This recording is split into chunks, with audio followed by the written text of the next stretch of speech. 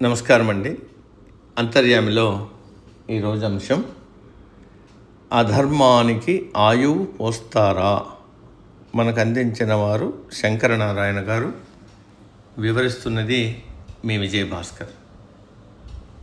ధర్మాన్ని మనం రక్షిస్తే అది మనల్ని రక్షిస్తుంది. అందుకు మార్గం చూపేవాడే గురువు. అయితే గురువులే అధర్మపక్షంలో ఉంటే ధర్మానికి ఎంత కష్టం, ఎంత నష్టం. చీకటిలోంచి వెలుగులోకి నడిపించాల్సిన వారే అధర్మాన్ని బోధిస్తే గురువు మౌలిక కర్తవ్యమే దెబ్బతింటుంది. మనకు 4 యుగాలున్నాయి. మొదటిదైన కృతయుగంలో ధర్మదేవత 4 పాదాల మీద నడిచింది అంటారు. హిరణ్యకశపుడి కుమారుడు విష్ణువుకు పరమభక్తుడైన ప్రహ్లాదుడికి చండామార్కులు అధర్మ విద్య బోధించేవారు. విష్ణునామస్మరణ చేయవద్దని చెవిన ఇల్లు కట్టుకొని నూరిపోశారు. అయినా ప్రహ్లాదుడు వినలేదు. చదువులలో సారమెల్ల చదివితి తండ్రి అని ప్రహ్లాదుడు చెప్పినప్పుడు రాక్షసరాజు సంతోషపడ్డాడు. తరువాత అదే పనిగా విష్ణు గొప్పదనాన్ని నొక్కి వక్కాణిస్తున్న కొడుకును చూసి కుమిలిపోయాడు. ఎంత ఒత్తిడి తెచ్చినా, ఎన్ని హింసలు పెట్టినా ప్రహ్లాదుడు తండ్రి దారికి రాలేదు. ఇందు గలడందు లేడను సందేహము వలదు, చక్రి సర్వత్రా ఉన్నాడని చాటి చెప్పాడు. నరసింహావిర్భావంతో అది అక్షరాల రుజువైనది. ప్రహ్లాదుడికి గురువుల మీద కన్నా విష్ణువు మీద గురి ఎక్కువగా పనిచేసింది. చండా మార్కులు రాక్షస గురువైన శుక్రాచార్యుడి కుమారుడు, తండ్రికి తగ్గ తనయుడు. దానికి తోడు రాజభక్తి కూడా చండామార్కులతో అంత పని చేయించింది.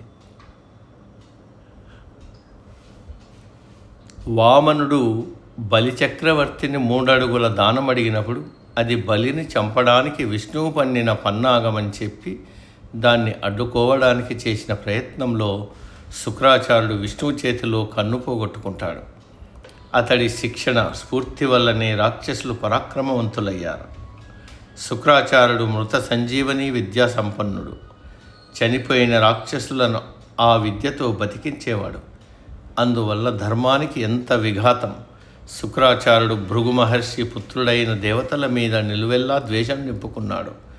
ధర్మదేవత 2 పాదాలతో నడిచిన ద్వాపరయుగంలో ద్రోణాచార్యుడు కౌరవ పాండవులందరికీ గురువే అయినా చివరికి అధర్మపక్షమైన కౌరవపక్షంలో స్థిరపడిపోయాడు.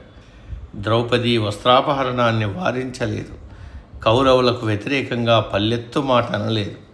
తాను స్ఫూర్తి మాత్రమే అయి శిష్యున్నని ప్రకటించుకున్న ఏకలవ్యుడి నుంచి గురుదక్షిణగా అతడి కుడి చేతి బొటన వేలును తీసుకోవడం ఎంతవరకు న్యాయం? అతన్ని యుద్ధం చేయడానికి పనికి రానివాడిగా చేయడం ఎంత అధర్మం? పైగా కౌరవ పక్షానికి కొన్నాళ్ళు నాయకత్వం వహించి యుద్ధం చేశాడు కూడా. ధర్మరాజు లాంటి సత్యసంధుడు అశ్వత్థామ హతకుంజర అనేసరికి మితిమీరిన పుత్ర ప్రేమ వల్ల చివరి మాట సరిగా వినకుండానే తన కుమారుడు చనిపోయాడనుకుని ద్రోణుడు హఠాన్మరణం చెందుతాడు. ఇలా గురుస్థానంలో ఉన్నవాళ్ళు అధర్మపక్షంలో ఉంటే లోకానికి తప్పక హాని జరుగుతుంది.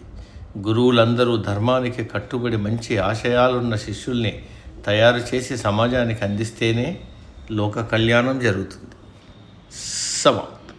సర్వే జన సుఖినో భవంతు.